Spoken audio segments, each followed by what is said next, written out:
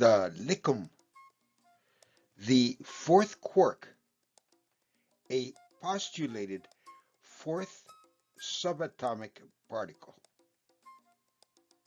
This is Federico von Borstel bringing you the Licum.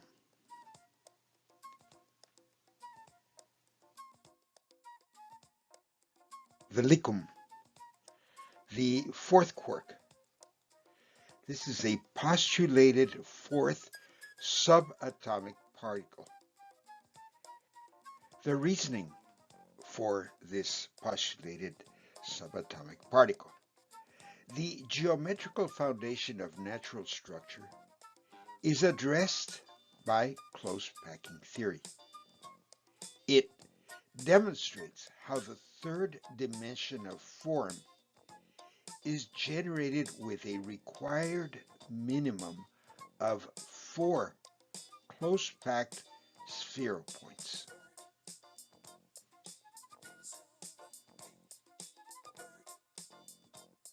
This is a model of the fourth quark that I have called the Licum. Licum after my nickname, which is Lico. So it forms a tetrahedral form. Since I was a child, I have always been attracted by nuclear physics, and was my intended field of study at some point. Art pulled me more strongly, and I became an artist. I have never, however, lost my interest in nuclear physics.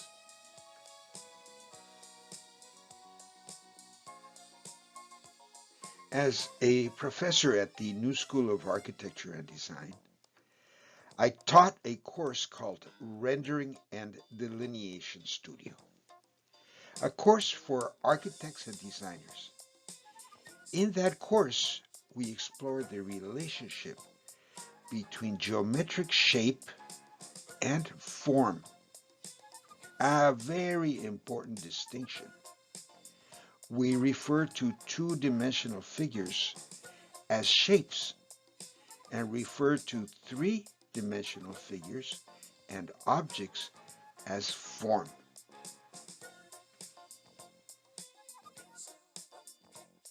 The geometric shapes and form explorations in that course brought me to a moment of realization. The atomic particles require a fourth quark to be three-dimensional.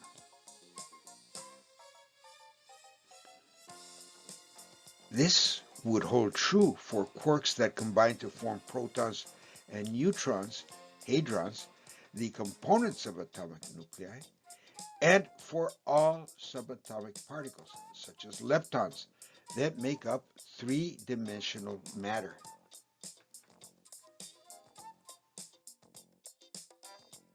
This is a fundamental distinction.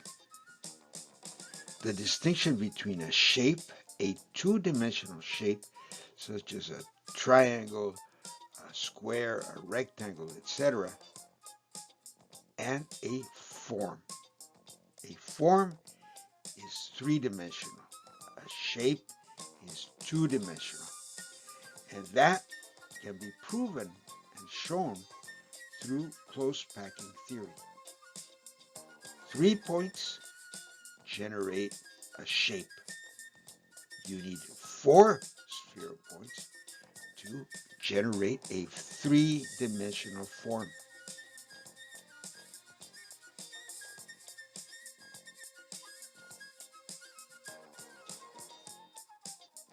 Here you see some shapes, and they're all formed in exactly the same way, starting with a base of 3 spheropoints, close-packed.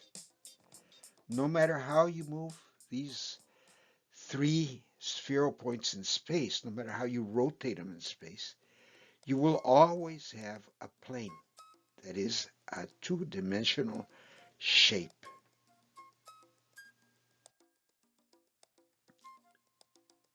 The current subatomic model suggests that a proton is composed of two up quarks, one down quark, and the gluons that mediate the forces binding them together.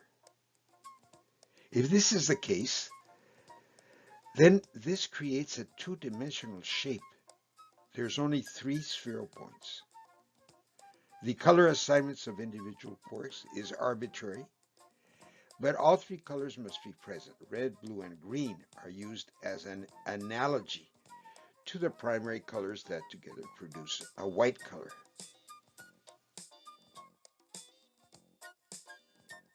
A quark is a type of elementary particle and a fundamental constituent of three-dimensional matter.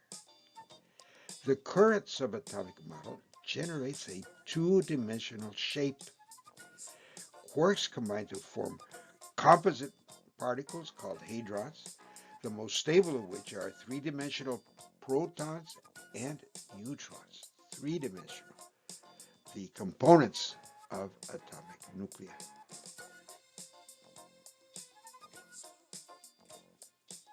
Deal with nature by means of the cylinder, a form, the sphere, a form, and the cone, all placed in perspective, so that each side of the object or plane is directed towards a central point. Lines parallel to the horizon give breadth a section of nature. Cézanne. Cézanne is telling us that matter is made of form.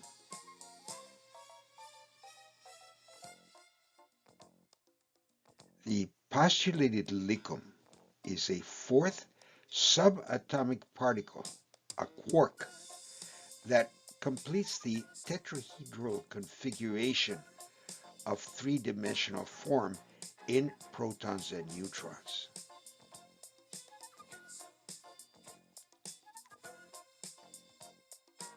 In geometry, close packing of equal spheres is a dense arrangement of congruent spheres in an infinite regular arrangement or lattice. How close can you compact those? Carl Friedrich Gauss proved that the highest average density, that is the greatest fraction of space occupied by spheres, is achieved by a lattice packing.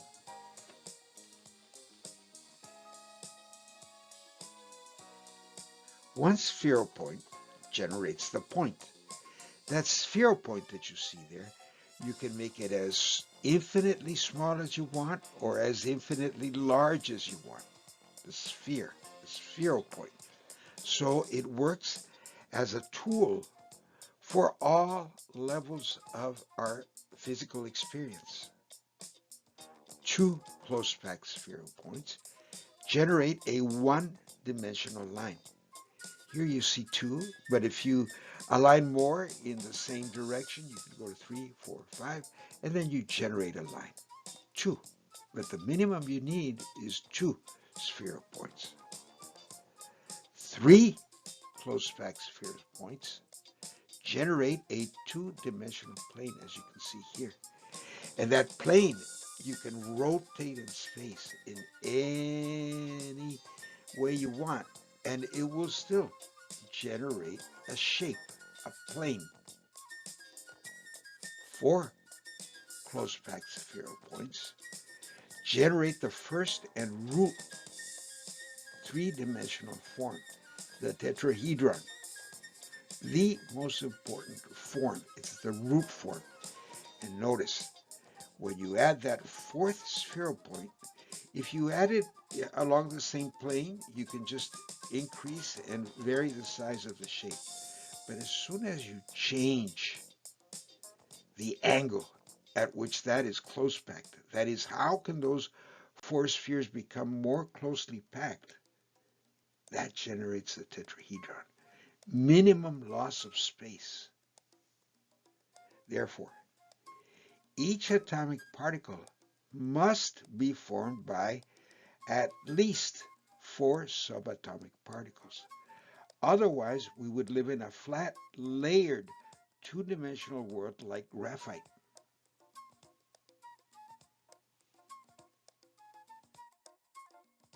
Here we see it again. The spheropoint and close packing theory, the geometrical foundation of natural structure. Here on the left is your spheropoint. You can see it can be infinitely small, infinitely large. It never loses that spherical property, that unit. It's a point.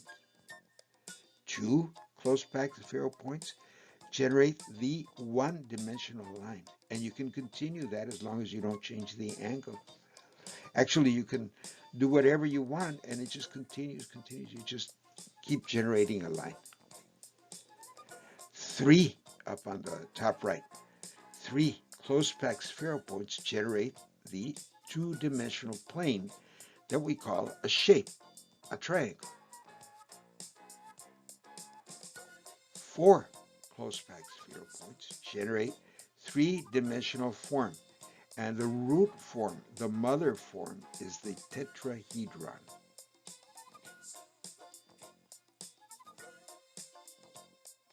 The tetrahedron is the root form.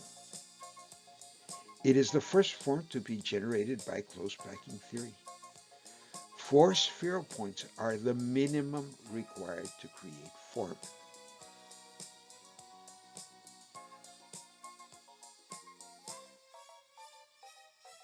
It makes no sense that nature would telescope in size as three-dimensional form constructed out of a two-dimensional shape. Our universe would be made up of graphite. Here you see it in a graphic format. We start with three-dimensional matter. Matter is a three-dimensional thing. The atoms are three-dimensional. We have the nucleus, the proton, the neutron, and then all of a sudden we have the quarks as shapes, as two-dimensional objects, as two-dimensional matter. It makes no sense whatsoever. Here again we see it even more clearly. Everything you see is a three-dimensional form. Look at the atomic nucleus. And then we get to the quarks, which are the components of those atomic particles. And according to current theory, they're shapes. They're not form.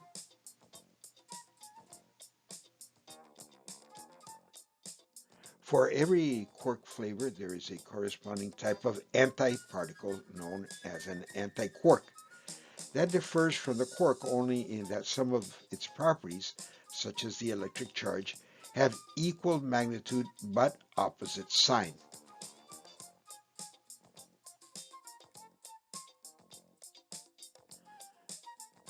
The fourth quark, Licum, is named after myself, Licum, my nickname. So I just called it the Licum.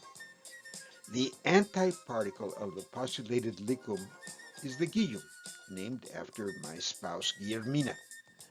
The fourth lepton is named after my daughter Veronica, and the fourth antilepton, a theta, is named after my father's ranch, named after my mother.